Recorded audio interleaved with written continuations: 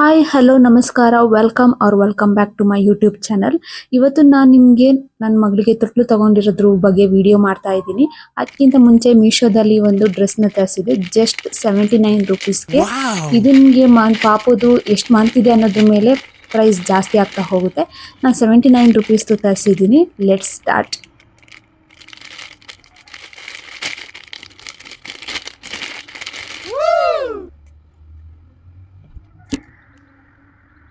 So ಇದು ಬಂದು crop top ತರ ಮೇಲ್ಗಡೆ ಟಾಪ್ ತರ ಹಾಕೋದು. ಇದು ಕಾಟನ್ ಮೆಟೀರಿಯಲ್ ಅಲ್ಲ, ಯಾವ ಮೆಟೀರಿಯಲ್ ಅಂತ ನಾನು ಚೆಕ್ ಮಾಡಿಲ್ಲ, ಬಟ್ ಚೆನ್ನಾಗಿದೆ ಪಾಪು ಹಾಕೋದಿಕ್ಕೆ. ಇಷ್ಟು ಕಡಿಮೆ ಪ್ರೈಸ್ಗೆ ಇಷ್ಟು ಚೆನ್ನಾಗಿರೋ ಕ್ಯೂಟ್ ಆಗಿರೋ ಕ್ಲಾತ್ ಸಿಕ್ಕಿರೋದು ನಂಗೆ ತುಂಬಾ ಖುಷಿ ಆಯ್ತು. ಸೊ ಇದನ್ನ ಅದ್ರ ಮೇಲೆ ಹಾಕೋದು.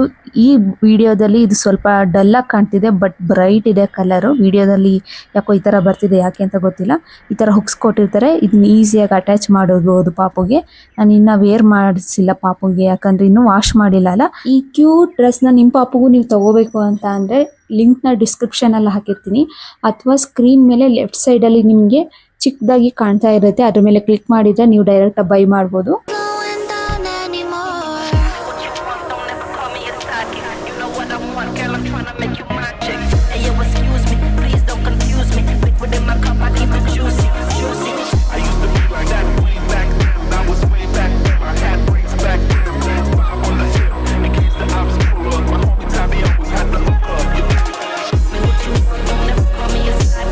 ಕ್ರಡಲ್ನ ತಗೊಳಕ್ಕೆ ನಾವು ಹೋಗಿದ್ವಿ ಫಸ್ಟ್ ಕ್ರೇಗೆ. ಸ್ವಲ್ಪ ಹಾಗೆ ನೋಡ್ಕೊಂಡ್ ಬರೋಣ, ಇಷ್ಟ ಆದ್ರೆ ತಗೊಳ್ಳೋಣ ಇಲ್ಲ ಬೇಡ ಅಂತ ಹೋಗಿದ್ವಿ.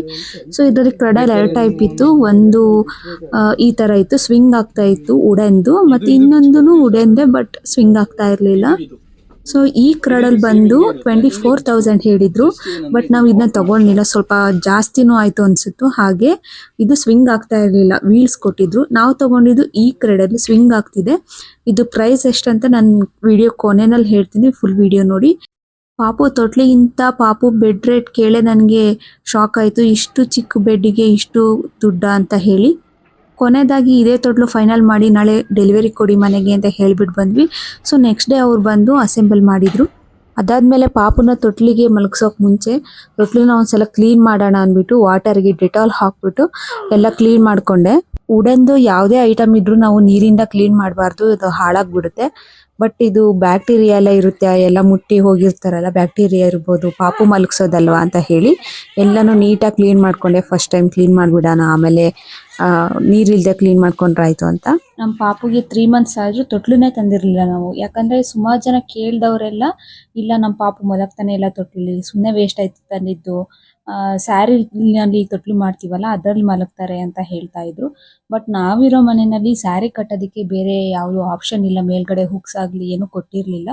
ನಾನು ಅಮ್ಮನ ಮನೇಲಿ ಇದ್ದಾಗ ಸ್ಯಾರಿ ಕಟ್ಟಿದ್ದೆ, ಒಂದ್ಸಲ ಪಾಪು ಮಲಗಿಸಿದಾಗ ಅವಳನ್ನ ಮಲ್ಕೊಳ್ಳಿಲ್ಲ. ಅದು ಅಲ್ಲದೆ ಅವಳು ಚಿಕ್ಕ ಪಾಪು ಆಗಿರೋದ್ರಿಂದ ಇಷ್ಟು ಬೇಗ ಅಷ್ಟು ಎಳೆ ಮಗುನ ಸಪ್ರೇಟಾಗಿ ಮಲಗಿಸೋದಕ್ಕೆ ಅಂತ ಅಂದ್ಬಿಟ್ಟು ನಾನು ಪಕ್ಕದಲ್ಲಿ ಮಲಗಿಸ್ಕೊತಾ ಇದ್ದೆ. ಅದಾದ್ಮೇಲೆ ಬೆಂಗಳೂರಿಗೆ ಬಂದ್ಮೇಲೆ ಸುಮ್ಮನೆ ನೋಡೋಣ ತೊಟ್ಲು ತಗೋಣ ಅಂತ ನಮ್ಮ ಯಜಮಾನ್ರು ಹೇಳಿದ್ರು, ಸುಮ್ಮನೆ ನೋಡ್ಕೊಂಡ್ ಬರೋಣ ಅಂತ. ಅಂದ್ರೆ ಸ್ವಿಂಗ್ ಆಗೋ ತರ ತೊಟ್ಲು ನೋಡೋಣ, ಆಟೋಮೆಟಿಕ್ ಸ್ವಿಂಗ್ ಬರುತ್ತಲ್ಲ ಆ ತರದ್ ನೋಡೋಣ ಎಲೆಕ್ಟ್ರಿಕ್ ಅಂತ ಹೋದ್ವಿ. ಬಟ್ ನಮ್ಗೆ ಈ ವುಡನ್ ನೋಡಿದ್ಮೇಲೆ ಅದು ಬೇಡ ಅಂತ ಅನಿಸ್ತು, ಯಾಕಂದ್ರೆ ಇಷ್ಟು ಪುಟ್ಟ ಮಗು ಸುತ್ತ ಎಲೆಕ್ಟ್ರಿಕ್ ಎಲ್ಲ ಯೂಸ್ ಮಾಡೋದ್ ಬೇಡ ಅಂತ ನಂಗೂ ಅನ್ನಿಸ್ತು. ಇವಾಗ ತಗೊಂಡಿರೋ ತೊಟ್ಲು ನಾವಾಗೆ ತೂಗ್ಬೇಕು, ಮ್ಯಾನ್ಯುವಲ್ ಕ್ರಡಲ್ ಇದು.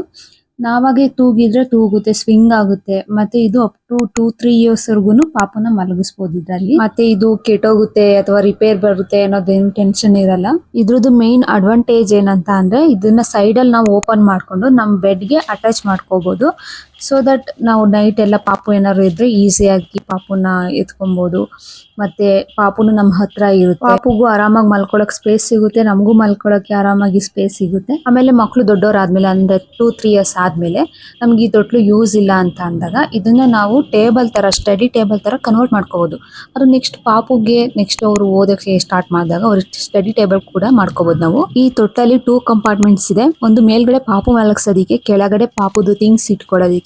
ಬಟ್ ಕೆಳಗಡೆ ಕಂಪಾರ್ಟ್ಮೆಂಟ್ ನನಗೆ ಅಷ್ಟು ಇಂಪ್ರೆಸಿವ್ ಅಂತ ಅನಿಸ್ಲಿಲ್ಲ, ತುಂಬಾ ತೆಳು ಇದೆ. ಏನದು ಜಸ್ಟ್ ಒಂದು 90 ಡೈಪರ್ಸ್ ಇರೋಂಥದ್ದು ಒಂದು ಬ್ಯಾಗ್ ಇಟ್ಟರೆ ಅದು ಫುಲ್ ಕೆಳಗಡೆ ಅದು ತೂಕ ತಡ್ಕೊಳ್ಳಲ್ಲ, ಅಷ್ಟು ತಿನ್ನಿದೆ. ಬಟ್ ಓಕೆ, ಅದೇನು ನಮಗೆ ನೆಸೆಸಿಟಿ ಇಲ್ಲ, ಯಾಕಂದ್ರೆ ಅದು ಕಂಪಾರ್ಟ್ಮೆಂಟ್ ಕೆಳಗಡೆ ಇರೋದ್ರಿಂದ ತೆಗಿಯೋದು ಮತ್ತೆ ಇಡೋದು ಥಿಂಗ್ಸ್ ಎಲ್ಲ ಸ್ವಲ್ಪ ಕಷ್ಟ ಅಂತ ಅನ್ಸುತ್ತೆ. ಸೊ ಅದ್ ನನಗೇನಷ್ಟು ಯೂಸ್ ಆಗ್ತಾ ಇಲ್ಲ. ಕ್ಲೀನಿಂಗ್ ಎಲ್ಲ ಆದ್ಮೇಲೆ ತೊಟ್ಲು ಒಳಗಡೆ ಗಣಪನ ಇಟ್ಟು ಪೂಜೆ ಮಾಡಿ ಆಮೇಲೆ ಪಾಪುನ ಮಲಗಿಸಿದ್ವಿ. ಹಳ್ಳಿ ಕಡೆಯಲ್ಲೆಲ್ಲ ಗುಂಡ್ ಕಲ್ ಅಂತ ಬರುತ್ತೆ.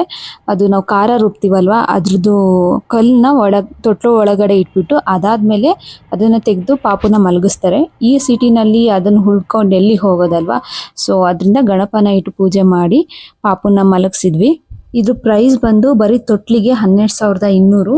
ಬೆಡ್ಗೆ 3,000 ಹೇಳಿದ್ರು. ಬಟ್ ಏನೋ ಡಿಸ್ಕೌಂಟ್ ಇತ್ತು ಅಂತ 2,600 ಆಯ್ತು. ಟೋಟಲ್ ಆಗಿ GST ಅದು ಇದು ಅಂತ ಆಡ್ ಮಾಡಿ ಓವರ್ ಆಲ್ 15,100 ರೂಪಾಯಿ ಆಯ್ತು. ಈ ತರದ್ದೇ ತೊಟ್ಲು ನಾವು ಉಡನ್ದು ಬೇರೆ ಕಡೆ ತಗೊಳ್ತೀವಿ ಅಂತ ಅಂದ್ರೆ ಬೇರೆ ನಿಮ್ಗೆ ಜಾಸ್ತಿ ಆಪ್ಷನ್ಸ್ ಸಿಗ್ಲಿಲ್ಲ. ನಾನು ಆನ್ಲೈನ್ ನಲ್ಲೆಲ್ಲ ಸರ್ಚ್ ಮಾಡಿದೆ. ಒಂದು ಬೇಬಿ ಹಾಕ್ದಿತ್ತು, ಇನ್ನೊಂದು ಯಾವ್ದೋ ಬ್ರ್ಯಾಂಡ್ ಇತ್ತು ಅಷ್ಟೇ. ಅಮೆಝಾನ್ ಫ್ಲಿಪ್ಕಾರ್ಟ್ ಅಲ್ಲಂತೂ ಯಾವುದೂ ಸಿಗ್ಲಿಲ್ಲ. ಒಂದೇ ಯಾವ್ದು ಸಿಕ್ತು, ಅದು ಕೂಡ ಸೇಮ್ ಇದೇ ತರನೇ ಆಲ್ಮೋಸ್ಟ್ ಇದೇ ರೇಟ್ ಇತ್ತು. ಅದರಿಂದ ಇದಕ್ಕಷ್ಟು ಡಿಮ್ಯಾಂಡ್ ಇರ್ಬೋದು, ಏನೋ ಗೊತ್ತಿಲ್ಲ ನನಗೆ. ಇದಕ್ಕೆ ಮಸ್ಕಿಟೋ ನೆಟ್ ಕೂಡ ಕೊಟ್ಟಿದ್ದಾರೆ, ಅದು ಫ್ರೀಯಾಗಿ ಅವರೇ ಕೊಟ್ಟಿದ್ದು.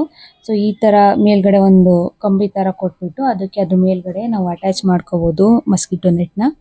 ಅಂಡ್ ಇದಕ್ಕೆ ವೀಲ್ಸ್ ನ ಕೊಟ್ಟಿದ್ದಾರೆ. ಇದರಿಂದ ನೀವು ಈಸಿಯಾಗಿ ಹಾಲಿಂದ ರೂಮ್ಗೆ, ರೂಮಿಂದ ಹಾಲ್ಗೆ ಎಲ್ಲಿಗೆ ಬೇಕಾದ್ರೂ ಕ್ರೆಡಲ್ನ ಮೂವ್ ಮಾಡ್ಕೋಬಹುದು. ಓವರ್ ಆಲ್ ಈ ಕ್ರೆಡಲ್ ನಂಗೆ ತುಂಬಾ ಅಂದ್ರೆ ತುಂಬಾ ಇಷ್ಟ ಆಯ್ತು. ನಾನಂತೂ ರೆಕಮೆಂಡ್ ಮಾಡ್ತೀನಿ. ಈ ವಿಡಿಯೋ ಇಷ್ಟ ಆಗಿದ್ರೆ ಲೈಕ್ ಮಾಡಿ, ಸಬ್ಸ್ಕ್ರೈಬ್ ಮಾಡಿ. Thank you. Bye bye.